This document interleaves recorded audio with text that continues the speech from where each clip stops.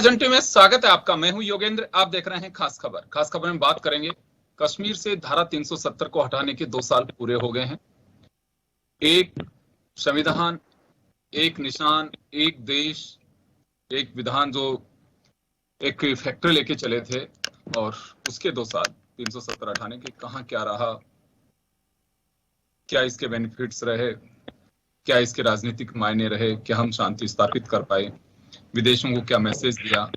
बहुत सारी ऐसी चीजें हैं जिनको लेकर के हमें चर्चा करेंगे। और हमारे साथ इस वक्त विदेश मामलों के जानकार प्रोफेसर डॉक्टर करोड़ी सिंह जुड़े हुए हैं। ब्रिगेडियर विजय आरसी चौधरी जी, आपके यहाँ से आवाज आ रही है? आरसी चौधरी जी, आपके यहाँ से आवाज आ रही है प्लीज। ब्रिगेडियर विजय धीमान साहब हमारे साथ जुड़े हुए हैं, और महाराज साहब कश्मीर से हमारे साथ जुड़े हुए हैं, और आरसी चौधरी जी कांग्रेस नेता हैं। भाजपा नेता मनीष पारिक हमारे साथ हैं। सभी का स्वागत है। मैं ब्रिगेडियर साहब आपके पास आना चाहूंगा। मैं ठीक 2 साल पहले पार्लियामेंट में अमित शाह ने जब धारा 370 हटाने का मजमून जब पार्लियामेंट में पेश कर दिया था, तो हर किसी को उस दिन का एक भरोसा नहीं हो रहा था कि वो सरकार ने ये किया। लेकिन सरकार ने पूरी रणनीति और तैयारी के साथ में सारी व्यवस्था कर रखी थी। बीजेपी का अपना एक एजेंडा था कि जब भी हम ताकत के साथ में सरकार में आएंगे धारा 370 हटाएंगे। हिडन एजेंडा नहीं था, लेकिन वो दिन हो सकता है ये किसी ने सोचा नहीं था। 2 साल पूरे हो गए सर। आप अगर एक रक्षा विशेषज्ञ नाते अगर देखें तो कहां पाते हैं सर आप? देखिए, आपने जो अपनी भूमिका में बोला, एक निशान, एक संविधान, एक विधान, वो सब कुछ तो मेरे ख्याल में एक कुछ चुनावी स्लोगन थे, हो गए हैं। परंतु जहां तक आप रक्षा की आप बात करते हैं, जो इंटरनल सिक्योरिटी है या पाकिस्तान का इन्फ्लुएंस है या लोकल पॉलिटिकल सिचुएशन है, लोगों की एस्पिरेशंस है, उनके बारे में आपको मैं 3-4 पॉइंट्स बताना चाहूंगा। पहला ये है कि चूंकि अभी जितनी भी सुरक्षा प्रणाली है वो सारी की सारी सेंट्रल गवर्नमेंट होम डिपार्टमेंट के अंडर है, ना कि किसी लोकल कटपुंजी पॉलिटिशियन के अंडर जो पाकिस्तान के इशारों पर नाचता था। उसकी वजह से जितनी भी आपकी टेररिस्ट एक्टिविटीज हैं उनमें एक मार्क्ड गिरावट है। सिक्योरिटी एजेंसीज, चाहे वो इंटेलिजेंस एजेंसीज हो, चाहे वो आर्मी हो या यूनिफाइड कमांड हेडक्वार्टर जो उन्होंने बनाया था, वो इस वक्त बहुत सक्रिय है और उनको बहुत सफलता मिली है। उन्होंने पूरी की पूरी सिक्योरिटी सिचुएशन को चेंज कर दिया है।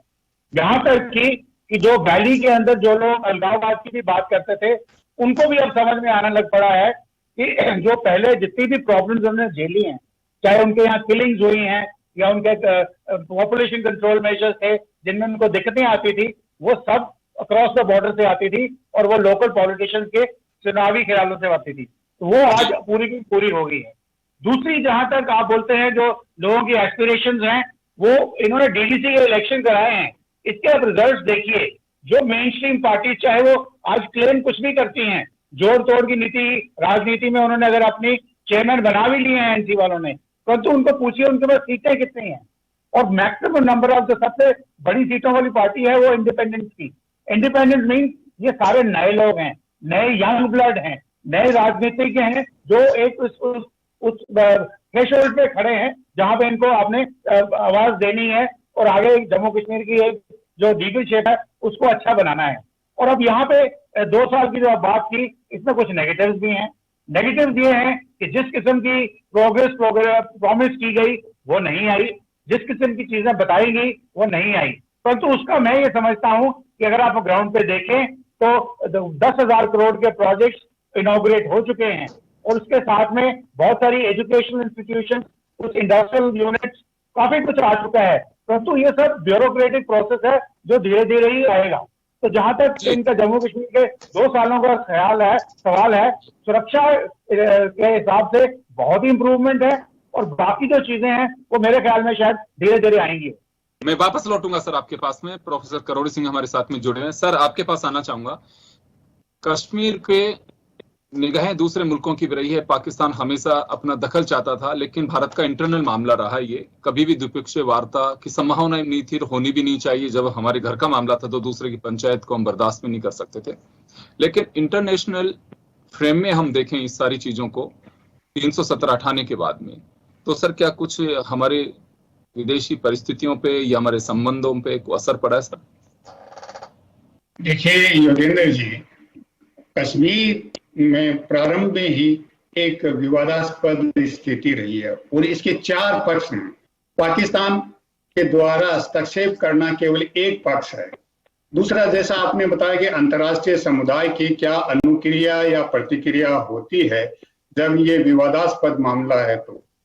तीसरा, कश्मीर के आंतरिक स्थिति क्या है, इंटरनल जो कश्मीर का समुदाय है आपस में उनका क्या रिलेशनशिप है और पिछले लगभग 77 साल से क्या परिवर्तन हुए हैं उसमें, और उससे पहले क्या स्थिति थी कश्मीर के अंदर के मामले में। और जो चौथा पक्ष है वो है भारत में, कश्मीर के बाहर जो भारत है उसकी क्या अनुक्रिया है, क्या सोचता है। जन सामान्य ये चाहता है कि 2 साल हो गए को हटाने के बाद, क्या हम कश्मीर में शांति स्थापित कर पाए या नहीं कर पाए, क्या हम पाकिस्तान के पूरे हस्तक्षेप को रोक पाए या नहीं पाए, क्या अंतर्राष्ट्रीय समुदाय को समझा पाए या नहीं पाए। इन सब आधारों पे हम इसको इवेल्युएशन करें, इसका मूल्यांकन करें। ऐसा लगता है कि कश्मीर में जो आंतरिक स्थिति है, विभिन्न समुदायों के आपस में रिलेशन है, वो कोई आज की स्थिति नहीं है।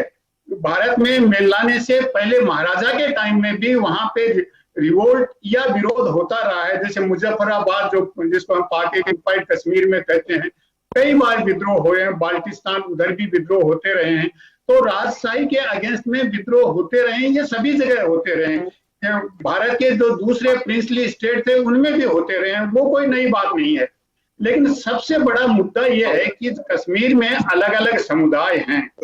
विशेष रूप से हम कहें बुद्धिस्ट हैं, इस्लामिक मुस्लिम हैं और हिंदू हैं, उनमें सामंजस्य बैठा पाए हैं या उनमें आपस में एक दूसरे का विश्वास बहाल कर पाए हैं, इसमें अधिक संदेह लग रहा है। न हम हिंसा रोक पाए हैं, न विश्वास बहाल कर पाए हैं। तो उपलब्धियों के आधार पे हम देखें तो अभी कोई बहुत बड़ी उपलब्धि हासिल हमने नहीं की है।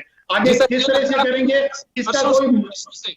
सर, वर्षों से जो मसला अटका हुआ था, थोड़ा सा समय लग सकता है, अभी तो 2 साल हुए हैं, क्योंकि रिपोर्ट से आती हैं कि कहा जाता है कि पत्थरबाजों पे लगाम लगी है, चरमपंथी है, वो या तो छोड़ रहे हैं वहां से या फिर वो मुठभेड़ में मारे जा रहे हैं। तो इससे धीरे धीरे शांति वाली में थोड़ा सा वक्त देना चाहिए, जैसे कि ब्रिगेडियर साहब कह रहे हैं, थोड़ा इंतजार करना पड़ेगा हमें। देखिए, ऐसा है कि ये जो बात हम कह रहे हैं, ये मीडिया का परसेप्शन होना या जन सामान्य थिंक टैंक का परसेप्शन होना अलग बात है। तो इस पूरे इश्यू में एक अलग और संस्था इन्वॉल्व है, गुप्तचर एजेंसियां, हमारी भी, पाकिस्तान की भी और जो दूसरे देशों की हैं, उनका वो किस तरह एक्टिव हैं, क्या रोल प्ले करते हैं, उसकी हमारे पास किसी के पास कोई सूचना नहीं है। न बुद्धिजीवियों के पास है, न मीडिया के पास है, न थिंक टैंक्स के पास है। तो वो आधा पार्ट तो हमारे बिल्कुल सामने नहीं है कि क्या हो रहा है। इसके अलावा शांति स्थापना की अभी इंतजार करें, जन सामान्य कब तक इंतजार करे, शांति बहाली तो हो। शांति बहाली होना एक नेगेटिव पीस तो हो सकता है, पॉजिटिव पीस है वो तभी होगी जब विभिन्न समुदायों में आपसी सद्भावना बनी रहे, और वो तभी हो सकती है जब हम कश्मीरी संस्कृति को प्रमोट करने की कोशिश करें। जो कश्मीरियत है उसमें ऐसा नहीं लगना चाहिए कि कश्मीरियत पे भारतीयता हावी हो रही है कहीं। कश्मीर भारत का अंग है, संविधान के अंतर्गत कश्मीर को काम करना है, लेकिन उसके साथ साथ हमें कश्मीरियत को, एकीकृत कश्मीरियत को प्रमोट करना है, अलग अलग समुदायों की कश्मीरियत को नहीं करना है। उस दिशा में सार्थक कोई रचनात्मक काम अभी नहीं हुआ है। वापस लौटूंगा आपके पास, ब्रिगेडियर साहब आऊंगा आपके पास में, हमारे साथ। देखिए, ब्रिगेडियर साहब वापस आ रहा हूँ सर, वापस आ रहा हूँ ब्रिगेडियर साहब, वापस लौटूंगा आपके पास। मैं महाराज शाह साहब हमारे साथ जुड़े हैं, जो कश्मीर से ताल्लुक रखते हैं। सर, आपके पास आना चाहूंगा जी। 1990 में जो स्थितियां बनी थी, उसके बाद से जो स्थितियां बनी हैं, क्या ये कह सकते हैं कि धारा 370 हटाना एक बिल्कुल ऐसा उचित समय था, और हटानी तो थी, कभी ये कहना मैं ये करोली सिंह जी के जो इन्होंने एक खाका खींचा ना अपनी जुबान में, यहाँ पे जो उन्होंने एक इमेज अपनी बता दी कश्मीर के बारे में, जम्मू कश्मीर के बारे में, उसका खंडन पूर्ण रूप से करता हूँ जी। पहली बात है कि ये किताबों की पढ़ी हुई भाषा में बोलते हैं, जमीनी भाषा में नहीं बोलते हैं कश्मीर के बारे में। कश्मीरियत क्या होता है, इनको जरा मैं इनसे समझना चाहता हूँ। अगर मुस्लिम उग्रवाद को कश्मीरियत बोलेंगे, अगर इस्लामिक फंडामेंटलिज्म और इस्लामिक टेररिज्म को कश्मीरियत बोलेंगे, अगर पाकिस्तान स्पॉन्सर्ड उन लोगों की टेररिस्ट और सबवर्टेड मेंटलिटी को कश्मीरियत बोलेंगे तो हम उसका खंडन करते हैं। और ये शुरू आज से नहीं हुआ है। जब आयंगर साहब को कश्मीर के लिए स्पेशल ड्राफ्ट बनाने के लिए बोला गया 370 और प्रेसिडेंशियल डिग्री से वो 370 का ड्राफ्ट जो है हम पे लागू हुआ, उसमें कहाँ उस वक्त की कहाँ पार्लियामेंट्री जो पार्लियामेंट इंडिया की थी उसको कहाँ कॉन्फिडेंस में लिया गया था? वो डेमोक्रेटिक था क्या? 35A रखना डेमोक्रेटिक था क्या? कौन सी चीज को नजर में रख के वो चीजें लाई गई थी? और उस चीज के मूल में ये 370 क्यों हटा? क्योंकि इस 370 ने ही स्पेशल स्टेटस किसको दिया गया? वहां किस कम्युनिटी को दिया गया? Which community was needing special status दिया?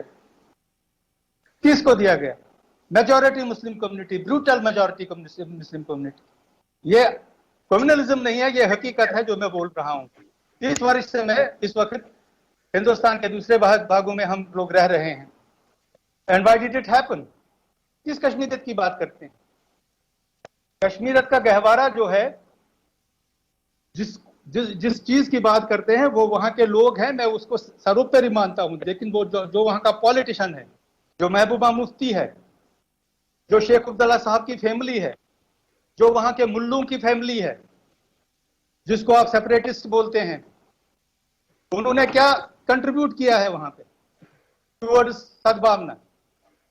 वो लोग कहां थे जब 1990 में हमको वहां से निकाला गया, बंदूकें उठाई गई और हिंदुस्तान को बिल्कुल वहां से नकारा गया? शाह साहब, एक सवाल है मेरा यहाँ पे, एक सवाल है। मैं आपके दर्द को समझ सकता हूँ। 1990 में ये किसी से छिपा नहीं है, और मैंने बहुत सारी स्टोरीज की हैं जो कश्मीर से लोग निकल करके जयपुर हो, चाहे दिल्ली हो, चाहे दूसरे प्रदेशों में जो गए लोग, उनकी एक पीड़ा, जो कोई भी व्यक्ति अपने घर पार को स्वेच्छा से अगर छोड़ के कहीं पे जाता है तरक्की के लिए शिफ्ट होने, वो एक खुशी की बात होती है। लेकिन रातों रात जिस तरह से एक दर्द दे करके किसी को वहां से निकाला जाए या फिर मजबूर कर दिया जाए छोड़ने के लिए, उस तकलीफ को मैं समझ सकता हूँ। नहीं सर, मेरा जो सवाल है, मेरा जो सवाल है सर, मेरा जो सवाल, शाह साहब मेरा सवाल यहाँ पे ये है कि 370 हटने के बाद मैं अभी देख रहा था कि वहां पे पूजा अर्चना करने का राइट मिल रहा है वहां पे मंदिरों में और इनमें, तो ये मान सकते हैं कि कश्मीरी पंडित जो वापस जाकर के बसना चाहते हैं 370 हटने के बाद, एक अंदर से ये पैदा हो पा रही है भावना? निश्चित रूप से होगी, लेकिन अंदर से एक ये कहूं कि नफरत की भावना। यहाँ पे करोली सिंह जी के साथ में सहमत हूँ, ये कॉस्मेटिक पीस है। यहाँ पे मैं बोलूंगा ये कॉस्मेटिक। आपको लग रहा है सर कि 370 हटने के बाद कश्मीरी पंडित में वो जज्बा पैदा हो पा रहा है कि जाएंगे वापस? मुझे आप 2 मिनट दे दीजिए, मैं आपको सारी सच्चाई कंटिन्यू करिए सर। सच्चाई बता। आज एक तरफ ये नैरेटिव खड़ा किया गया था कि अगर 370 हटाएंगे तो वहां पे झंडा उठाने को कोई नहीं मिलेगा। खनबल में 4 किलोमीटर का जुलूस निकला, और वो एक लेडी नहीं, वो गढ़ है महबूबा मुफ्ती का, जहां उसने कल जुलूस निकाला और खनबल चौक पे उसने तिरंगा लहराया। ये एक नैरेटिव है, लेकिन इससे भी ज्यादा बहुत ही बढ़िया नैरेटिव हमने देखा है। तो शेख अब्दुल्ला साहब को कांग्रेस के द्वारा हुकूमत संभालने से पहले, देने से पहले जो ट्रांसफर किया गया अनडेमोक्रेटिकली, जो उसको बिठाया गया तख्त पे वहां पे, और ट्रांसफर उससे पहले जो वहां पे था मकबूल भट्ट का हैंगिंग हुआ था और उसके विरोध में वहां जुलूस निकला था, उसमें यकीन कीजिए सिर्फ 11 लोग निकले थे। ये वहां स्थिति थी। ये भी दौर देखा है। अभी क्या लग रहा है सर, अभी क्या लग रहा है, भरोसा बन पा रहा है कश्मीरी पंडितों का? भरोसा बन पा रहा है कि वापस जा सकते हैं वो अपने प्रदेश में? हमारा भरोसा एक चीज में, जब हमारा जो जीनोसाइड हुआ है उसके रिवर्सल के लिए जो हमने बिल पेश किया है गवर्नमेंट ऑफ इंडिया के सामने, उसको पारित किया जाएगा। हमें एक बहुत बड़ा एरिया दिया जाएगा जहां पे हमको रखे। हम नहीं कहते हैं कि हम कम्युनली उसको मांग रहे हैं। जितने भी टेररिस्ट विक्टिम्स है, जितने भी टेररिज्म से प्रभावित लोग आ गए हैं, उसमें एक साथ उनको बसा दीजिए, उससे निवारण हो सकता है। अलग अलग जगहों पे हमको बसाएंगे, फिर हमको उसी माहौल में रखेंगे और हमको इंस्टिट्यूट रखेंगे और इसको रिहेबिलिटेशन बोलेंगे, तो this will be another fraud with us. और वो उसी तरीके से वल्नरेबल रहेंगे जैसे हम पहले थे। मैंने आपको बोला गवर्नमेंट की कोई पॉलिसी बन पा रही है इस पे?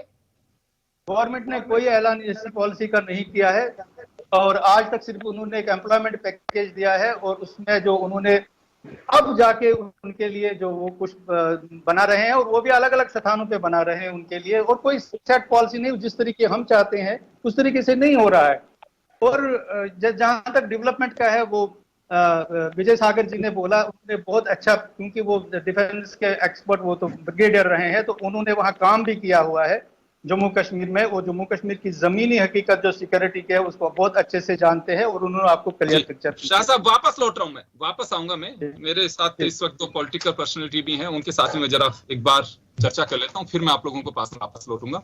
आरसी चौधरी साहब, आपके पास आना चाहूंगा। 2 साल पूरे हुए हैं 370 को हटाए हुए, बहुत सारी राजनीतिक स्थितियां भी पैदा हुई, राजनीतिक बातें भी हुई हैं, लेकिन हम मान सकते हैं कि एक पहल आगे बढ़ने की, या जो दावा है सरकार का कि हम पूरी कोशिश कर रहे हैं कि वहां पे शांति वाली हो और वापस से मूल धारा में वहां के लोग लौटें, कश्मीर पंडित वहां जाकर के बसें। योगेंद्र जी, मेरे से पहले मैंने जितने भी जो पूरे जो वक्ता हैं उनको ध्यानपूर्वक सुना, उसके अंदर जो सबसे जो महत्वपूर्ण भूमिका है वो साफ साफ की है, क्योंकि जो व्यक्ति कहीं पे भी अपने अगर घर को छोड़ के कहीं पे निकलना पड़ता है, उसकी वेदना, उसका दुख देश के किसी भी कोने में हो, कहीं पे भी अगर देश को छोड़ के निकलना पड़ता है, आप सब हम परिस्थितियां ऐसे देखते हैं कई जगहों पे जहां पे अपने राष्ट्र की सीमाओं को पार करके दूसरी जगह पे आश्रय लेने का प्रयास करते हैं। निश्चित रूप से ये पल बेहद दुखद होता है, और कोई व्यक्ति जिस मातृभूमि पे जिसकी उसकी पीढ़ियों की यादें जुड़ी हो उसके लिए बेहद दुखद होता है। लेकिन मैं एक चीज जरूर कहना चाहूंगा, और इस बात से तमाम जो पैनलिस्ट हैं वो बिल्कुल सहमत होंगे, किसी भी राजनीतिक दल के लिए, किसी भी राजनीतिक दल के लिए राष्ट्र सबसे महत्वपूर्ण है। राजनीतिक पार्टियां राष्ट्र के वजूद के साथ में है, लेकिन राष्ट्र का वजूद किसी भूखंड से नहीं होता, उसके लोगों से होता है। अगर हम अपने लोगों का दिल जीत के, अगर हम अपने लोगों के साथ में डिस्टेंस संवाद करके, अगर हम अपने लोगों के साथ में विचार विमर्श करके किसी निर्णय पे नहीं पहुंच सकते, तब तक मुझे लगता है कि जो शाह साहब कह रहे हैं कि वो कश्मीरी पंडित ही क्यों, वो हिंदुस्तान के आम आदमी तभी लौट पाएंगे जब हम एक दूसरे को सुरक्षा का भाव दे पाएंगे। कहीं पे भी बसा दिया जाएगा, ये भय लगातार सताता रहेगा, ये भय अपनों को खोने का लगातार सताता रहेगा। कश्मीर तो अभी क्या लग रहा है आपको, अभी क्या लग रहा है कि 2 साल में सुरक्षा की भावना पैदा नहीं हो पाई वहां लोगों में, ये कहना चाह रहे हैं आप? मैं ये कहना चाह रहा हूं कि अगर सरकार की मंशा लोगों को बचाने की होती जी, तो जिस गुपकार गैंग का स्लोगन दिया गया था केंद्र की सरकार के द्वारा, उसी गुपकार गैंग के साथ में आज प्रधानमंत्री अपने निवास पे बात करते हैं। ऐसे दोहरे आयाम क्यों? आप किसी इसमें क्यों लग रहा है, इसमें क्यों लग रहा है? देखिए आरसी चौधरी जी, अगर शांति बहाली के लिए, आरसी चौधरी जी अगर शांति बहाली के लिए, देखिए टेबल टॉक जो है वो धरातली हकीकत होती है कि कोई भी फीडबैक अगर पीएमओ को देते हो, चाहे फिर प्रेसिडेंट ऑफ इंडिया को देते हो, चाहे आर्मी ऑफिसर्स को देते हो, या फिर हमारे इंटेलिजेंस एजेंसीज को देखते हो, वहां से जो फीडबैक मिलता है उसके आधार पे तो चर्चा में कहां बुराई है। चर्चा करके कहीं किसी तरह की स्थितियां ना बने। शाह साहब जो कह रहे हैं, हो सकता है कि उसके वहां अगर हम जो अगला कदम उठाना चाहते हैं वो चुनाव करवाने हैं, शांतिपूर्ण तरीके से चुनाव होने चाहिए, कश्मीरी पंडित हैं वो अपने आशियाने में वापस जा सके, तो वो माहौल पैदा करने के लिए सबको, जैसे आप खुद भी कह रहे हैं कि भरोसा लेने की बात है, उनसे चर्चा करने की जरूरत है। तो आपको नहीं लगता कि वहां की पॉलिटिकल पार्टीज के लीडर से चर्चा करनी चाहिए? योगेंद्र जी, मैं इसी बात का जिक्र कर रहा हूं कि आप पहले किसी की निंदा करेंगे, पहले किसी को गैंगवार बताएंगे, पहले किसी को सेपरेटिस्ट रूप बताएंगे, और उसके बाद में डेमोक्रेसी बहाल करने के लिए उन्हीं से चर्चा करेंगे, तो आपके ही वक्तव्य, आपके ही द्वारा कहे हुए, देश के प्रधानमंत्री के द्वारा ही कहे हुए और उन्हीं के साथ में संवाद है, तो मुझे लगता है कि वो कैसी सार्थकता हो पाएगी। मैं वापस लौटूंगा, राजनीतिक हो जाता है। आरसी चौधरी जी वापस लौट रहा हूँ, वापस आ रहा हूँ आपके पास में। मनीष पारिक जी हमारे साथ में जुड़े हैं इस वक्त। मनीष जी, आपके पास आना चाहूंगा मैं। 2 साल हुए हैं 370 को हटाए हुए, बहुत सारे एक्शन प्लान भी होंगे। गवर्नमेंट वहां के डेवलपमेंट के लिए बिजनेस समिट का भी प्लान किया, और अभी भी जैसे पैकेज की बात की जा रही है कि अनएम्प्लॉयमेंट के लिए, कि वहां लोगों को रोजगार मिल सके। लेकिन एक दो बातें निकल कर आ रही हैं कि तो कश्मीरी पंडितों को जो सुरक्षा की भावना मिलनी चाहिए थी, अभी सरकार का उस पर कोई प्लान नहीं है, जो दिखाई नहीं दे रहा है। दूसरी तरफ 2 साल निकलने के बावजूद भी अभी तक ये कहना बहुत मुश्किल है कि लोकल जो लोग हैं, जो सरकार का सहयोग करते रहे हैं, सुरक्षा बलों का सहयोग करते रहे हैं, उनमें सुरक्षा की भावना पैदा हो सके, वो चाहे किसी भी कम्युनिटी के हो। ये इस वजह से कि 27 जून को पुलिस के सेवारत एक कर्मचारी जो अपने घर जाते हैं रात के वक्त पुलवामा जिले में, और उनको, पत्नी को और बेटी को जब गोली मार दी जाती है, इसी तरह की और भी घटना होती हैं, तो एक असुरक्षा की भावना आती है कि वो केवल इस बात पे कि वो वहां पे गवर्नमेंट एम्प्लॉय हैं, सरकार की मदद कर रहे हैं, इस लिहाज से तो एक असुरक्षा है, वो अभी भी मुंह भाए खड़ी हुई है। क्या लगता है आपको कि हमें और समय चाहिए इसके लिए? अभी मनीष जी अनम्यूट करिए, म्यूट है आपका, सिस्टम म्यूट है sir. Manish ji system mute है सर आपका, इसे अनम्यूट करिए। जो क्रिटिकल पोजीशन में स्थिति अलग होती है, आप जी। समझ सकते हैं कि कश्मीर में ऐसे हालात भी हुए हैं अगर, तो उसके लिए कितनी धैर्य से प्रतीक्षा की गई है, कितने मैकेनिज्म से काम किया है, और कितनी शक्ति के साथ में और जो डिप्लॉयमेंट किया है, उसके बाद ऐसे हालात आए हैं। तो निश्चित तौर पर ये परिस्थिति जन्य एस्पेक्ट तो रहेगा ही। और जो जहां तक आप समझ सकते हैं कि अपराध की बात है या अलगाववाद की बात है, उसमें जो पोजीशन पूरे हिंदुस्तान में कश्मीर में थी, उसके मुकाबले बहुत कुछ सुधार हुआ है। अब ये जो एक घटना में कोई आपराधिक घटना होती है अगर, तो ऐसा तो भारत के किसी भी हिस्से में हो सकता है, लेकिन ये पक्की बात है कि अगर कोई सिस्टमैटिक अलगाववाद वहां। जी चलिए, मनीष पारिक साहब के कोई टेक्निकल प्रॉब्लम है, वापस जुड़ेंगे हमसे, तब हम उनको लेंगे। मैं शाह साहब, आप कुछ कहना चाह रहे हैं? पहले मैं आऊंगा ब्रिगेडियर साहब, शाह साहब कुछ कहना चाह रहे हैं? जी नहीं, मैं मतलब आज जी जो आ गए वापस मनीष जी। हाँ मनीष जी कंटिन्यू करें, आपके कोई टेक्निकल प्रॉब्लम थी, आप बोलिए। तो मैं यही निवेदन करना चाहता हूँ, ऐसी दशा में जब थोड़ा धैर्य की आवश्यकता पड़ेगी निश्चित तौर पे। दूसरी बात ये भी है कि जो वहां पर जैसे घटनाएं थी, पत्थरबाजी की थी या कोई और आर्म्स एम्यूनेशन की थी, उसमें कमी आई है। तो अब जब जिला प्रशासन उसमें पूरा सहयोग करेगा और वहां पे जो इन्वॉल्वमेंट पब्लिक का होगा, तो वो भी सुधार हो जाएगा। लेकिन ये पक्की बात है आज योगेंद्र जी, ये तो खुशी की बात है कि आज हम ऐसा सोच पा रहे हैं कि वहां से वापस से रिहेबिलिटेट होंगे, अपने घरों में लोग लौटेंगे। और उसमें जैसे इन्होंने कहा कि भारत के किसी भी हिस्से से नागरिक अगर कश्मीर में जाना चाहता है, तो उसके लिए पूरा मसौदा या पूरा एटमॉस्फेयर वहां पे भारत की सरकार ने बनाया है। अब ये जो लोकल एस्पेक्ट पर है, उसमें भी कुछ सुधार की गुंजाइश है निश्चित तौर पे, और भी प्रशासन का विषय होने की जरूरत है, केंद्र शासित एस्पेक्ट की जरूरत है, जम्मू और कश्मीर के आपस में जो उसकी भी जरूरत है। तो वो मैं समझता हूँ समय रहते हो जाएगा, और एक दिन, अभी ज्यादा दिन दूर नहीं है कि वहां पे हमारे जो कश्मीरी पंडित भाई हैं जो वापस से वहां स्थापित हो। मनीष जी आप जुड़े रहिए, मनीष जी आप जुड़े रहिए, मैं ब्रेक पे जाऊंगा, लेकिन उससे पहले शाह साहब से एक बार जरूर जानना चाहूंगा। जी मैं आरसी चौधरी जी के एक बात से बहुत सहमत हूँ। देखिए, जिन लोगों ने बीजेपी का वहां साथ दिया जम्मू कश्मीर में, जिन मुस्लिम ने खासकर, जिन्होंने डीडीसी इलेक्शन में भाग लिया, जिन्होंने पंचायती इलेक्शन में भाग लिया, जिन्होंने हिंदुस्तान का झंडा उठा के वहां पे हिंदुस्तान जिंदाबाद कहा, उन लोगों को एक तरफ करके आप उन्हीं लोगों से फिर बातचीत कर रहे हैं, जो लोग वहां पे जाके फिर उनको भड़काते हैं, फिर तोड़ने की भाषा में बात करते हैं, फिर पाकिस्तान से बात करने को बोलते हैं। एक बात, दूसरी बात, कंसिस्टेंसी नहीं है बीजेपी की पॉलिसी में। अभी अभी मीनाक्षी लेखी जी ने बयान दिया कि कश्मीरी पंडित जो है वो जो मतलब कोविड में आए हुए माइग्रेंट है उसकी तरह है, और उनको एथनिक क्लींजिंग का कॉन्सेप्ट नहीं है क्या? वो वकील रही है, सुप्रीम कोर्ट वकील रहे और वकीलों के खानदान से रही है, और इस वक्त माननीय मंत्री हैं, उनको ऐसा बयान देना शोभा देता है क्या? ये वो दिखाता है, इससे बढ़कर कोई अविश्वास की बात नहीं हो सकती है। जब आप ही में अब खुद में विश्वास नहीं, जब बीजेपी ही रिबिल्डिंग है, जब बीजेपी में कंसिस्टेंसी हम नहीं देखते हैं किन्हीं चीजों में, तो हम भी दुखी हो जाते हैं। हमने इनका भरपूर साथ दिया है, इनकी पॉलिसीज का साथ दिया है, लेकिन इस तरीके से हमको लेट डाउन करना, इस वक्त ये बोलना कि वो अपनी मर्जी से जब चाहे जा सकते हैं, हम जो मदद हो सकेगी करेंगे। This is not done. इस तरीके की भाषा में बात करेंगे तो ये सारे पर्पस को ही मतलब डाइल्यूट कर लेते हैं। शाह साहब वापस लौटूंगा आप लोगों के पास में, यहाँ एक वक्त हो चला छोटे से ब्रेक के बाद में जल्द लौटेंगे, बने रहिए आप जन टीवी के साथ।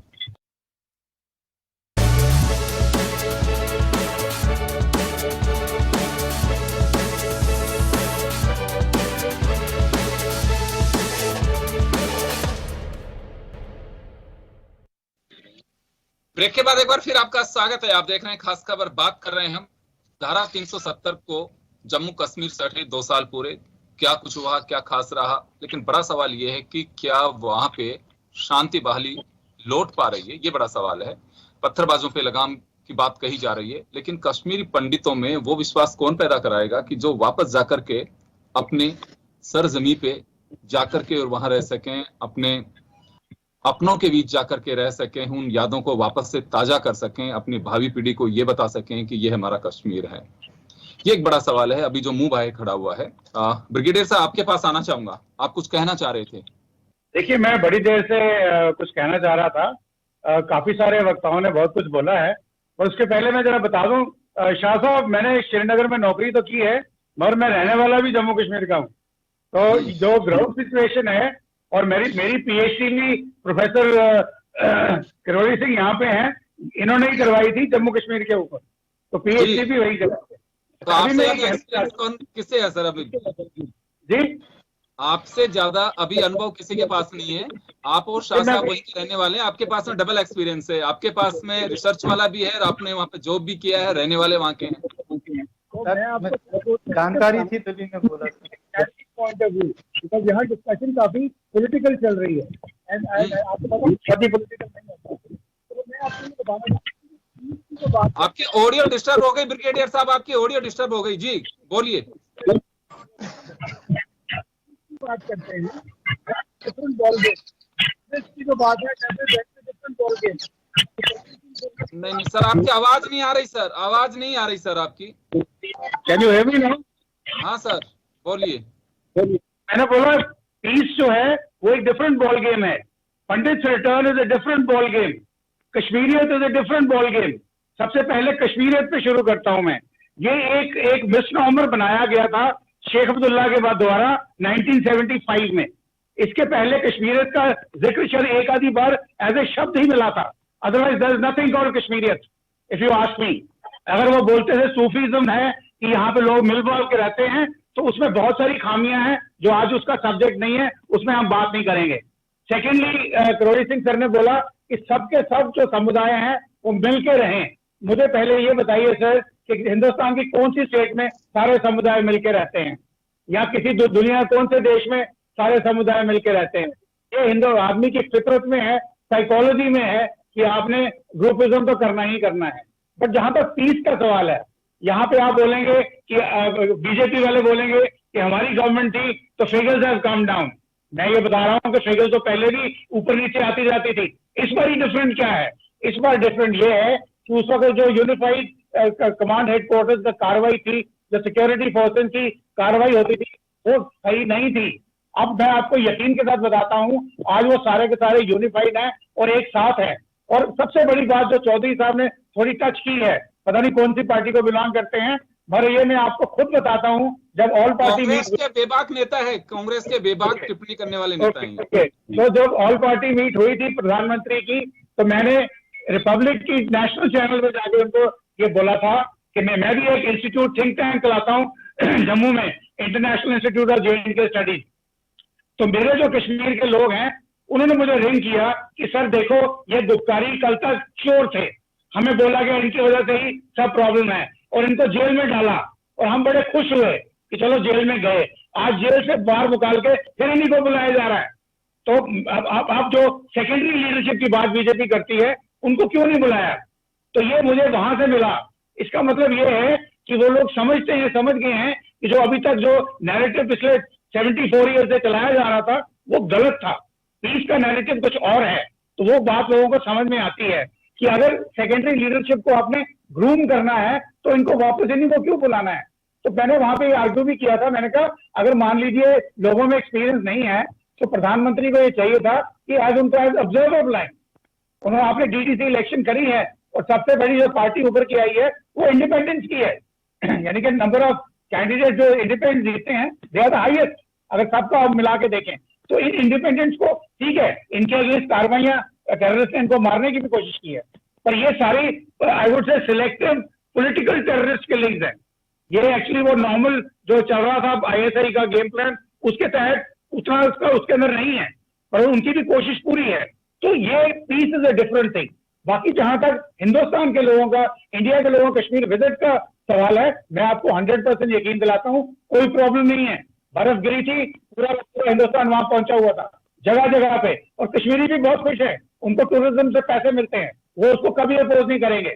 बट विद इन जहां पॉलिटिक्स आती है वहां पे ये सारा खेल गड़बड़ हो जाता है, चाहे वो पंडितों को लेके पॉलिटिक्स खेलें, चाहे वो मुसलमानों को लेके, सेक्युलरिज्म को लेके, या जम्मू वालों के लिए। जम्मू उबल रहा है, जम्मू बीजेपी का गढ़ था, आज जम्मू उबल रहा है बीजेपी के अगेंस्ट। अगर if I may use the word, I may not be correct, politically correct, again same thing, जो सेकंड राउंड लीडरशिप है उसको कोई भी वो नहीं दिया जा रहा। लेकिन सर अभी क्या लगता है कि 2 साल में देखिए, बात भरोसे और सुरक्षा की है, 2 बड़े पॉइंट जो है अभी जो शाह साहब ने उठाए, आपने भी उठाए, यहाँ सुरक्षा और भरोसे की जो बात है वो हम कहाँ स्टैंड कर पा रहे हैं सर 2 साल में? कुछ बढ़ रहे हैं उस कदम आगे, या ये मान के चले 2 साल 3 साल और वेट करना होगा हमें?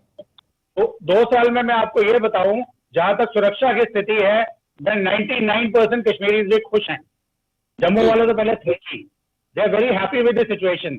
जहां तक डेवलपमेंट की बात आई है, मैं ये बोलूंगा कि वो गाड़ी चल चुकी है, हालांकि वो धीरे धीरे रेंग रही है, बट चल चुकी है, गाड़ी रुकी नहीं हुई है। बाकी जो इश्यूज है आपके पंडितों के रिटर्न का, वो बहुत कॉम्प्लेक्स इश्यू है, वो इतनी आसान चीज नहीं है। या उसके अलावा अगर आप देखेंगे डिलिमिटेशन कब होगी, जब जम्मू की जो पॉपुलेशन थी, एरिया था कश्मीर वैली से हमेशा ही ज्यादा था। उसने 73 मेंबर कॉन्स्टिट्यूएंट असेंबली बनाई थी शेख अब्दुल्ला में, उसमें 71 आमे पोस्ट थे कि जम्मू के लोगों के नॉमिनेशन ही कैंसिल कर दिए गए और 2 लाइटली जीते, और 73 के 73 एनसी के उनका जो मर्जी किया डिलिमिटेशन कर दी, और डिलिमिटेशन कोर्ट में चर्चा नहीं हो सकती अगर आपको पता हो। तो आज ये डिलिमिटेशन में जम्मू की सीटें बढ़नी है। यहाँ के जितने वाल्मीकि, डिस्प्लेस्ड, मीरपुरी रिफ्यूजीज जो आज तक लोकसभा के लिए वोट करते हैं पर विधानसभा के लिए वोट के लिए उनको अलाउड नहीं है, वो एक बड़ा बेनिफिट मिलेगा उन लोगों के लिए जिनके वोटिंग राइट को एक तरह से फ्रीज कर दिया गया था, और उन्हें एक ये कहूं कि वहीं का नागरिक और उन्हें वो राइट ही नहीं मिला हुआ था। ये बहुत एक पेचीदगी भरी बात थी। दूसरा लैंड को लेकर के जो वहाँ के जो प्रोसेस इज ऑल्सो बहुत ही डिफिकल्ट चीज है, कॉम्प्लेक्स चीज है, इसको टाइम लगेगा, ये ओवरनाइट नहीं हो सकती। और 2 साल का समय। ब्रिगेडियर सर वापस लौटूंगा आपके पास में, मैं करोड़ी सिंह जी के पास जाना चाहूंगा। जी प्रोफेसर साहब, आपने तमाम बातें जो सुनी है, मैं आपसे ये जानना चाहूंगा कि हम फॉरेन पॉलिसी को लेकर के बात कर रहे थे, क्योंकि कश्मीर एक ऐसा मुद्दा था जिसको लेकर के अंतरराष्ट्रीय मंच पर भी चर्चा, लेकिन भारत ने हमेशा खारिज किया, और करना भी चाहिए था, क्योंकि कोई द्विपक्षीय वार्ता की कोई बात बनती नहीं है हम खुद। लेकिन इसी बीच गवर्नमेंट ऑफ इंडिया ने एक कहा तो ये गया था कि ये डेलीगेशन यूरोपियन पार्लियामेंट्रियन जो आए थे उनका, लेकिन वो जो लोग थे वो एक एनजीओ के माध्यम से आए, वो कोई मैसेज लेके गए कि हाँ शांति बहाली के लिए कुछ पहल कर रही है गवर्नमेंट ऑफ इंडिया, और उसका एक हम अंतरराष्ट्रीय सिनेरियो को मैसेज देने की कोशिश कर रहे हो। योगेंद्र जी, मैं आधा मिनट एक स्पष्टीकरण देने, महाराज जी को स्पष्टीकरण देने के लिए लेना चाहता हूँ जी। मैं जब संस्कृति की बात करता हूँ, कश्मीरियत की बात करता हूँ, उसमें हिंसा, आतंकवाद, पृथकतावाद, इनका कोई जगह नहीं है। कश्मीरियत का मतलब तहजीब है, रवायत है, और हिंदू और मुस्लिम और बुद्धिस्ट एक तरह की रवायत रखते हैं, एक तरह की तहजीब रखते हैं। तो इसका मतलब है साहित्य, कला जो कश्मीर की है वो दूसरे क्षेत्रों की साहित्य, कला, जो आर्ट है, उन सब से डिफरेंट है। तो उसको मैं कश्मीरियत की बात करता हूँ, क्योंकि जब डिस्प्लेसमेंट का दर्द कितना होता है, मैं तो दर्द का नाम सुन के कांप जाता हूँ। आपके ब्रिगेडियर मदान साहब के बेटे मेरे फ्रेंड हैं जो कश्मीरी एसोसिएशन के रहे हैं, शायद ऑफिस बेयर, तो उन्होंने एक दिन मेरे को कहा कि वो हमारी वहाँ श्रीनगर में जमीन है, उसको डिस्पोज ऑफ करना है, बड़ा मुश्किल है, उसको हो सकता है बहुत सा एनक्रोचमेंट हो गया हो, क्या करें। मैंने कहा यार वहां जाके रहो, आप क्यों डिस्पोज ऑफ करना चाहते हैं। तो वो इतना जो फियर और घबराहट है उस स्थिति में जब डिस्प्लेसमेंट तो हो गया, लेकिन उसके बाद भी घबराहट कितनी है, तो उसका उस दर्द को मैं समझ सकता हूं। लेकिन प्रॉब्लम है, सॉल्यूशन क्या है? जैसे योगेंद्र जी ने कहा कि 2 साल हो गए, 2 साल में क्या हम सॉल्यूशन की तरफ एक कदम बढ़ पाए हैं, ये है। तो इसके लिए हमें संविधान के प्रति वफादार रहना पड़ेगा। संविधान के पास साथ वफादारी के साथ हम ये चाहेंगे कि वहां की जो संस्कृति है उसको एक तरह हिंदू, बुद्धिस्ट और मुस्लिम सब पार्ट को सब करें, ऐसा वातावरण तैयार करें। ये है। जहां तक सवाल है, अंतर्राष्ट्रीय तीसरी पार्टी का कोई इंटरफेरेंस नहीं होता है। पाकिस्तान और भारत को मिलकर बैठ की बात करते हैं। भारत का स्टैंड बहुत क्लियर है कि पाकिस्तान की कोई लोकस स्टैंडी नहीं है। कश्मीर भारत का इनएलिनेबल पार्ट है। भारत की पार्लियामेंट ने रिजोल्व कर दिया है, कश्मीर भारत का अभिन्न अंग है। तो ऐसी स्थिति में हम कश्मीर को किस तरह से मैनेज करें, इसमें राजनीतिक नारेबाजी से या किताबी ज्ञान से नहीं हो सकता। हमें व्यवहारिक कदम कुछ उठाने पड़ेंगे। एक विश्वास बहाली की तरफ कदम उठाना पड़ेगा। वो केवल फोर्स के द्वारा हम विश्वास बहाली की तरफ नहीं जा सकते हैं। उसके लिए हम क्या करें, पीस मिशन कैसे पूरा करें, वो है। उसमें कश्मीरी पंडित उनको साथ लेना पड़ेगा, डोगरा को साथ लेना पड़ेगा, लद्दाख के बुद्धिस्ट को भी, और जो कश्मीर में श्रीनगर वैली वाले हैं उन सबको साथ लेना पड़ेगा। उसका एक संयुक्त प्रयास किस तरह से किया जाए। हम राजनीतिक नारेबाजी से या किताबी ज्ञान से समस्या का समाधान नहीं कर सकते हैं। तो उनमें एक भाव कैसे जनरेट किया जाए, और मैंने इसी संदर्भ में कहा है कि वो भाव ये हो सकता है कि हम कश्मीरियत को रिकॉग्नाइज करें कि एक तहजीब है, एक रवायत है, एक तरह का रहन सहन है सबका, और उसको हम ऑटोनॉमी दें कि सब साथ रहें। दूसरा है, जहां तक रूल ऑफ लॉ लागू करें हम, अगर कोई किसी की प्रॉपर्टी पे एनक्रोच करता है, डिस्प्लेसमेंट करता है, तो उसकी एक फास्ट मैकेनिज्म हो रिजोल्व करने की। अगर कश्मीरियों को डिस्प्लेस किया जाता है तो उसको रिजोल्व करने की फास्ट मैकेनिज्म होनी चाहिए। कोर्ट में जाके या दूसरे साधन से लंबे समय तक इंतजार नहीं कर सकता डिस्प्लेस होने वाला। तो उसके लिए कुछ इफेक्टिव कदम हमें उठाने चाहिए, वो बहुत जरूरी है। अंतर्राष्ट्रीय समुदाय की बहुत ज्यादा रुचि नहीं है। अंतर्राष्ट्रीय समुदाय जब मिलिट्री कुछ एक्शन लेती है या कुछ हिंसक गतिविधि होती है, तब वो मानव अधिकारों के नाम पे कुछ स्टेटमेंट देते हैं, कुछ वक्तव्य देते हैं। तो मानव अधिकारों का जहां तक सवाल है, भाई मानव अधिकार किसी के भी हनन हो, चाहे पंडित के हो, चाहे बुद्धिस्ट के हो, चाहे मुस्लिम के हो, वो अच्छी चीज नहीं है। इंसान की गरिमा बनी रहनी चाहिए। उसके लिए हम क्या कदम उठा रहे हैं, अंतर्राष्ट्रीय समुदाय कितनी उसमें हमारी मदद कर रहा है। मदद करने के लिए अंतर्राष्ट्रीय समुदाय में किसी एक देश विशेष से नहीं, हर देश का अपना हित होता है। वो हस्तक्षेप की नीति रख सकता है, लेकिन अंतर्राष्ट्रीय समुदाय में संयुक्त राष्ट्र संघ है, मल्टीलेटरल एजेंसीज है, वो ज्यादा महत्वपूर्ण भूमिका निभा सकती हैं। और वहां हमें अपना केस इफेक्टिवली प्लीड करना चाहिए। अंतर्राष्ट्रीय समुदाय के सामने ये रखना चाहिए कि हम शांति बहाली के लिए प्रयास कर रहे हैं, एक विश्वास बहाली हो रही है, और कश्मीर भारत का अभिन्न अंग है। इसमें मुझे लगता नहीं कि किसी को कोई आपत्ति है, किसी को भी कोई आपत्ति नहीं। बिल्कुल बिल्कुल। महाराज साहब आप कुछ कह रहे हैं बीच में भी? जी, मैं 100% करोली सिंह जी के सारे जितने भी पॉइंट्स उन्होंने बताए उसके साथ सहमत हूँ। एक्सेप्टिंग कश्मीरियत, क्योंकि कश्मीरियत का जो कनोटेशन है और जो कनोटेशन वो बिल्कुल डिफरेंट है कश्मीर में। उसका मतलब है protection of 370, protection of 35A, ये गरिमा है, ये इज्जत है कश्मीरियों की, जिसको वो इस तरीके से प्ले करते हैं। उसके बाद वहां की जो हजारों साल पुरानी संस्कृति है उसको डिमोलिश करना, उसको कश्मीरियत वो कहते हैं। उनको उस संस्कृति को नकारना, उसको कश्मीरियत वो कहते हैं जी। और ये चीज जो है, जब यहाँ पे ये होते हैं, क्या नाम, फेस्टिवल्स होते हैं, लिटरेरी फेस्टिवल्स होते हैं, उनमें ये चीज नहीं वो बोलती। वो एक स्कीम के तहत, एक बहुत ही कंस्पिरेसी के तहत वहां उसका प्रचलन है। और इसको सिर्फ हम खत्म कर सकते हैं जब वहां पे, जो कि भारतीय संस्कृति का क्रेडल है कश्मीर, जहां से संस्कृति की उत्पत्ति हुई है, जहां आप 4 कदम यहाँ से जाके प्रणाम करके, शारदा माँ को प्रणाम करके वहां पे मतलब बोलते थे कि ये संस्कृति का प्रतिष्ठान है, देश है। क्यों बोलते थे हम?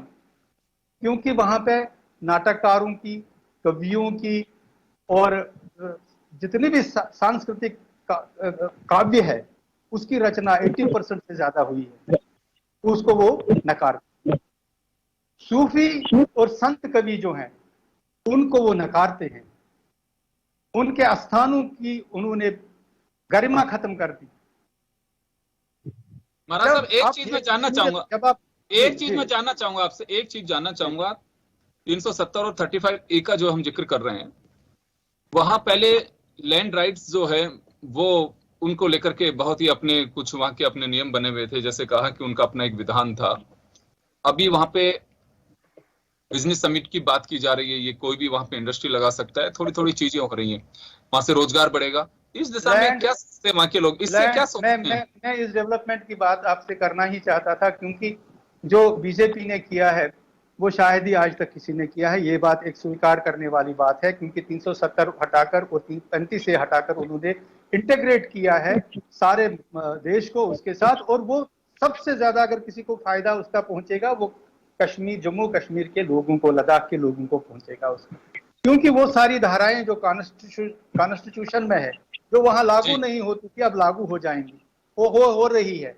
और वो हमारे फायदे के लिए हो रहा है, वो हमारे फायदे के लिए। आज वहां पे लैंड एक्वायर करने में हमको पटवारी से परमिशन लेनी नहीं पड़ती है, उसको सिर्फ आइडेंटिफाई करके देनी है लैंड। और हजारों एकड़ लैंड हमने वहां पे इंडस्ट्रियल डेवलपमेंट के लिए एक्वायर की है। मुझे विजय सागर जी, ब्रिगेडियर साहब, मुझे इसका मतलब इनके पास इसकी पूरी इंफॉर्मेशन होगी।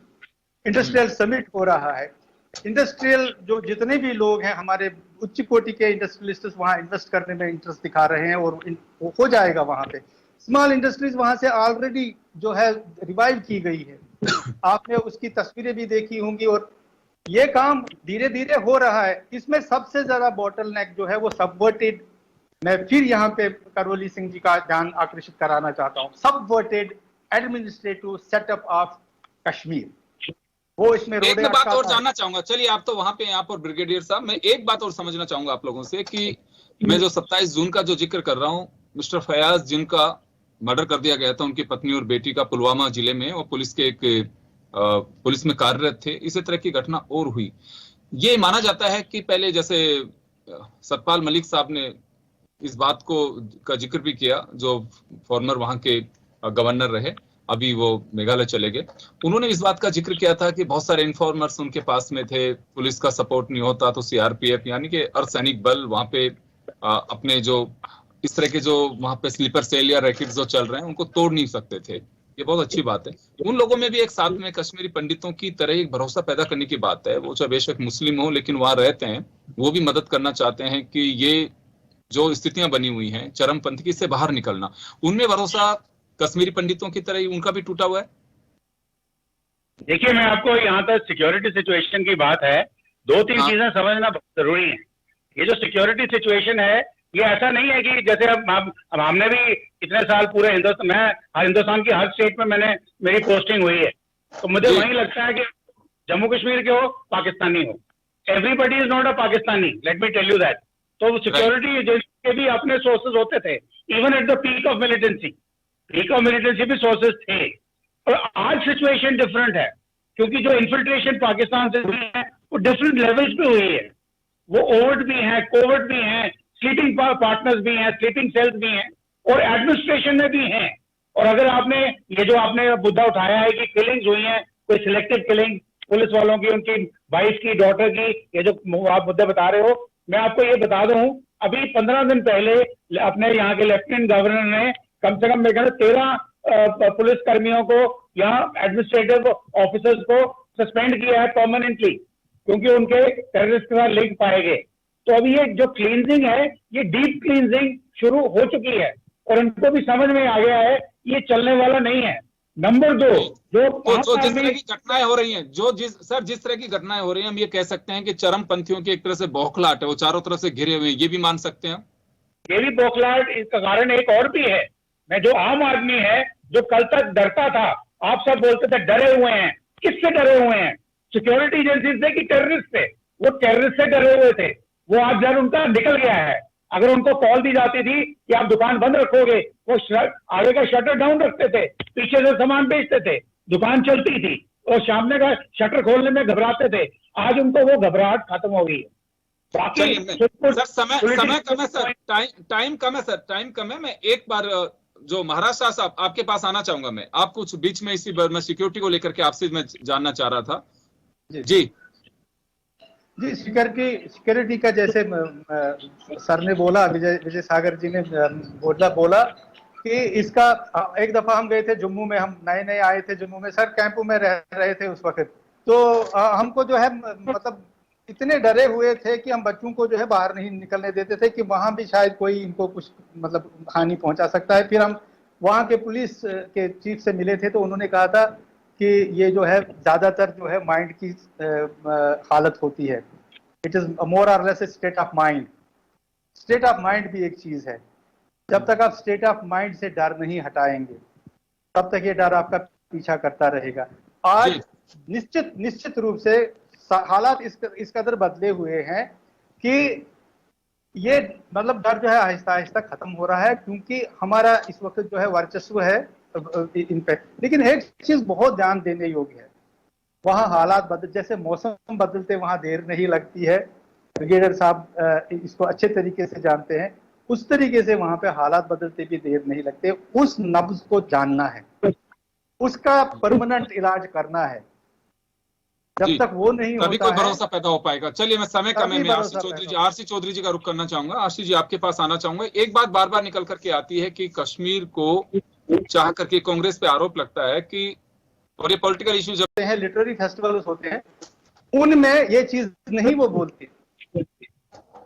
वो एक स्कीम के तहत, एक बहुत ही कंस्पिरेसी के तहत वहां उसका प्रचलन है, और इसको सिर्फ हम खत्म कर सकते हैं जब वहां पे, जो कि भारतीय संस्कृति का क्रैडल है कश्मीर, जहां से संस्कृति की उत्पत्ति हुई है, जहां आप 4 कदम यहाँ से जाके प्रणाम करके, शारदा माँ को प्रणाम करके वहां पे मतलब बोलते थे कि ये संस्कृति का प्रतिष्ठान है, देश है। क्यों बोलते थे हम? क्योंकि वहां पे नाटककारों की, कवियों की और जितनी भी सांस्कृतिक काव्य है उसकी रचना 80% से ज्यादा हुई है, उसको वो नकार। सूफी और संत कवि जो हैं उनको वो नकारते हैं, उनके आस्थानों की उन्होंने गरिमा खत्म कर दी। महाराज साहब एक चीज मैं जानना चाहूंगा, एक चीज मैं जानना चाहूंगा आपसे, एक चीज जानना चाहूंगा। 370 और 35A का जो हम जिक्र कर रहे हैं, वहां पहले लैंड राइट्स जो है वो उनको लेकर के बहुत ही अपने कुछ वहां के अपने नियम बने हुए थे, जैसे कहा कि उनका अपना एक विधान था। अभी वहां पे बिजनेस समिट की बात की जा रही है, ये कोई भी वहां पे इंडस्ट्री लगा सकता है, थोड़ी थोड़ी चीजें हो रही हैं, वहां से रोजगार बढ़ेगा। इस दिशा में क्या सोचते हैं वहां के लोग, इससे क्या सोचते हैं? मैं इस डेवलपमेंट की बात आपसे करना ही चाहता था, क्योंकि जो बीजेपी ने किया है वो शायद ही आज तक किसी ने किया है। ये बात एक स्वीकार करने वाली बात है, क्योंकि 370 हटाकर और 35 से हटाकर उन्होंने इंटीग्रेट किया है सारे देश को उसके साथ। और वो सबसे ज्यादा अगर किसी को फायदा उसका पहुंचेगा वो कश्मीर, जम्मू कश्मीर के लोगों को, लद्दाख के लोगों को पहुंचेगा उसका, क्योंकि वो सारी धाराएं जो कॉन्स्टिट्यूशन में है, जो वहां लागू नहीं होती थी, अब लागू हो जाएंगी, वो हो रही है, और वो हमारे फायदे के लिए हो रहा है, वो हमारे फायदे के लिए। आज वहां पे लैंड एक्वायर करने में हमको पटवारी से परमिशन लेनी नहीं पड़ती है, उसको सिर्फ आइडेंटिफाई करके देनी है लैंड, और हजारों एकड़ लैंड हमने वहां पे इंडस्ट्रियल डेवलपमेंट के लिए एक्वायर की है। मुझे विजय सागर जी, ब्रिगेडियर साहब, मुझे इसका मतलब इनके पास इसकी पूरी इंफॉर्मेशन होगी। इंडस्ट्रियल समिट हो रहा है, इंडस्ट्रियल जो जितने भी लोग हैं हमारे उच्च कोटि के इंडस्ट्रियलिस्ट वहां इन्वेस्ट करने में इंटरेस्ट दिखा रहे हैं, और हो जाएगा वहां पे। स्मॉल इंडस्ट्रीज वहां से ऑलरेडी जो है रिवाइव की गई है, आपने उसकी तस्वीरें भी देखी होंगी, और ये काम धीरे धीरे हो रहा है। इसमें सबसे ज्यादा बॉटल नेक जो है वो सबवर्टेड, मैं फिर यहाँ पे करवली सिंह जी का ध्यान आकर्षित कराना चाहता हूँ, subverted administrative setup of Kashmir. वो इसमें एक रोडे मैं बात और अटकाता है। जानना चाहूंगा, चलिए आप तो वहां पे हैं, आप और ब्रिगेडियर साहब, मैं एक बात और समझना चाहूंगा आप लोगों से कि मैं जो 27 जून का जो जिक्र कर रहा हूँ, मिस्टर फयाज जिनका मर्डर कर दिया गया था, उनकी पत्नी और बेटी का पुलवामा जिले में, वो पुलिस के पुलिस में कार्यरत थे, इसी तरह की घटना और हुई। ये माना जाता है कि पहले जैसे सतपाल मलिक साहब ने इस बात को का जिक्र भी किया, जो फॉर्मर वहां के गवर्नर रहे, अभी वो मेघालय चले गए, उन्होंने इस बात का जिक्र किया था कि बहुत सारे इन्फॉर्मर्स उनके पास में थे, पुलिस का सपोर्ट नहीं होता तो सीआरपीएफ यानी कि अर्धसैनिक बल वहां पे अपने जो इस तरह के जो वहां पे स्लीपर सेल या रैकेट्स जो चल रहे हैं उनको तोड़ नहीं सकते थे। ये बहुत अच्छी बात है। उन लोगों में भी एक साथ में कश्मीरी पंडितों की तरह एक भरोसा पैदा करने की बात है, वो चाहे बेशक मुस्लिम हो लेकिन वहां रहते हैं, वो भी मदद करना चाहते हैं कि ये जो स्थितियां बनी हुई हैं चरमपंथी से बाहर निकलना, उनमें भरोसा कश्मीरी पंडितों की तरह ही उनका भी टूटा हुआ है। देखिए, मैं आपको यहाँ तक सिक्योरिटी सिचुएशन की बात है, दो तीन हाँ। चीजें समझना बहुत जरूरी है। ये जो सिक्योरिटी सिचुएशन है, ये ऐसा नहीं है कि जैसे अब हमने भी इतने साल पूरे हिंदुस्तान की हर स्टेट में मेरी पोस्टिंग हुई है, तो मुझे जी। वही लगता है कि जम्मू कश्मीर के हो, पाकिस्तानी हो, everybody is not a Pakistani, let me tell you that. तो सिक्योरिटी एजेंसी के भी अपने सोर्सेज होते थे, even at the peak of militancy भी सोर्सेज थे। और आज सिचुएशन डिफरेंट है, क्योंकि जो इन्फिल्ट्रेशन पाकिस्तान से हुई है वो डिफरेंट लेवल्स पे हुई है। वो ओवर्ट भी है, कोवर्ट भी है, स्लीपिंग पार्टनर्स भी हैं, स्लीपिंग सेल्स भी हैं, और एडमिनिस्ट्रेशन में भी हैं। और अगर आपने ये जो आपने मुद्दा उठाया है कि किलिंग्स हुई हैं, कोई सिलेक्टिव किलिंग पुलिस वालों की, उनकी वाइफ की, डॉटर की, ये जो आप मुद्दे बता रहे हो, मैं आपको ये बता दूं, अभी 15 दिन पहले अपने यहाँ के लेफ्टिनेंट गवर्नर ने कम से कम मेरे ख्याल 13 पुलिस कर्मियों को या एडमिनिस्ट्रेटिव ऑफिसर्स को सस्पेंड किया है परमानेंटली, क्योंकि उनके टेररिस्ट के साथ लिंक पाए गए। तो अभी ये जो क्लींजिंग है, ये डीप क्लींजिंग शुरू हो चुकी है, और उनको भी समझ में आ गया है ये चलने वाला नहीं है। नंबर 2, जो जिस तरह की घटनाएं हो रही हैं, जिस तरह की घटनाएं हो रही हैं, हम ये कह सकते हैं कि चरमपंथियों की एक तरह से बौखलाहट है, वो चारों तरफ से घिरे हुए हैं, ये भी मान सकते हैं। ये भी बौखलाहट, इसका कारण एक और भी है।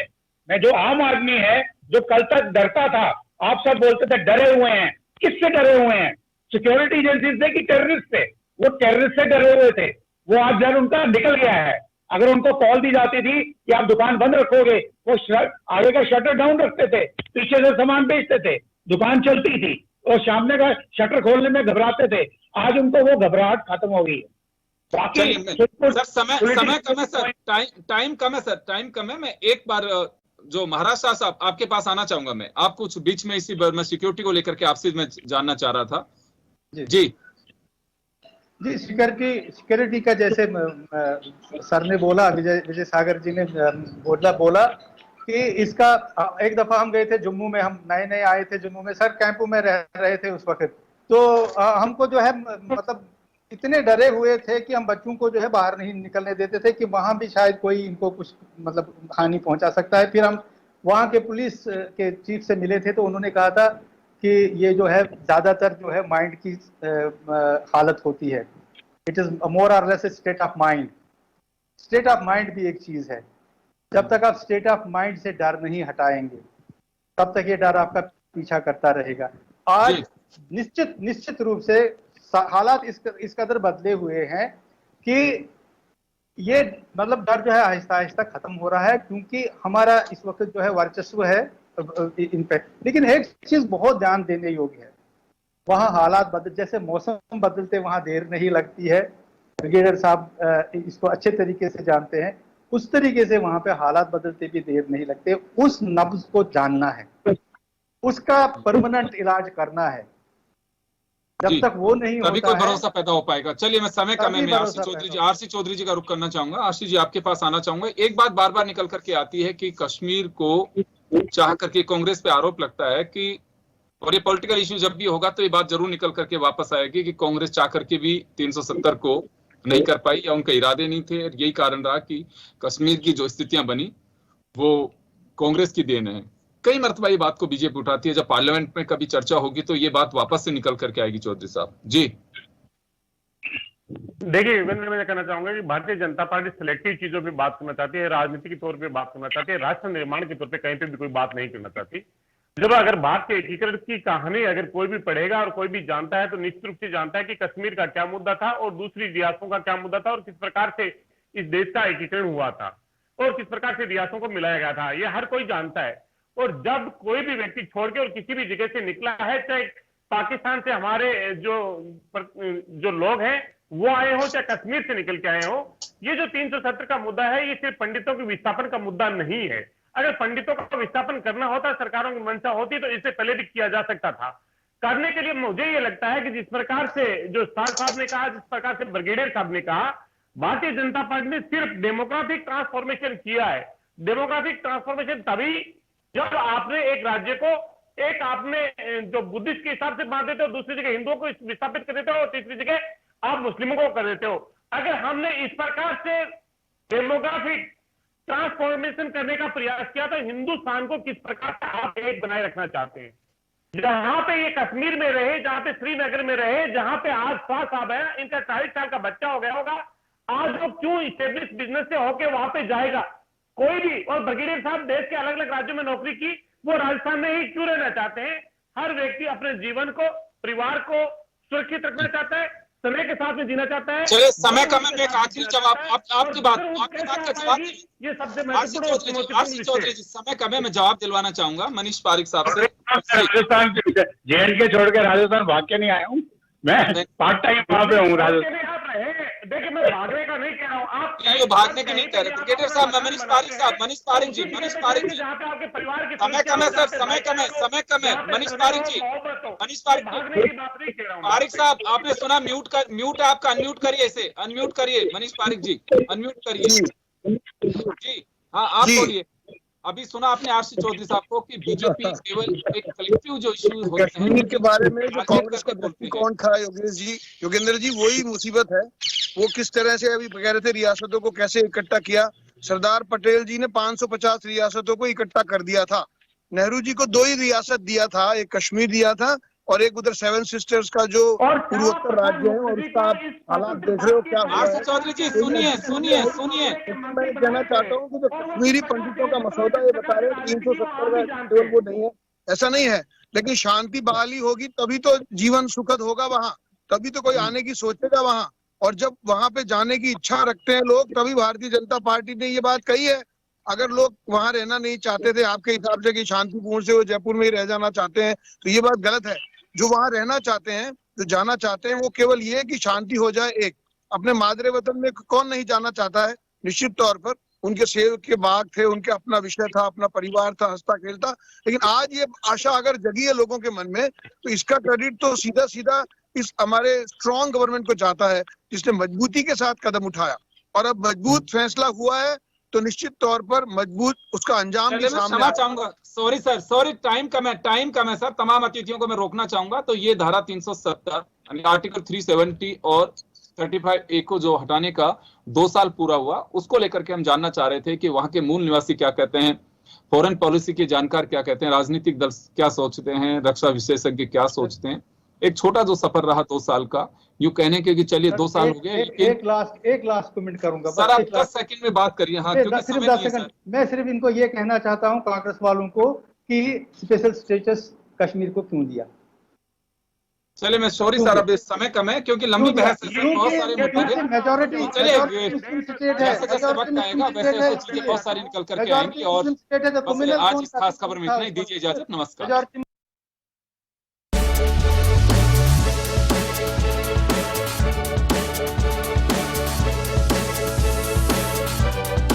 जन टीवी की लेटेस्ट अपडेट पाने के लिए हमारे चैनल को जरूर सब्सक्राइब करें और नोटिफिकेशन पाने के लिए बेल आइकॉन दबाएं।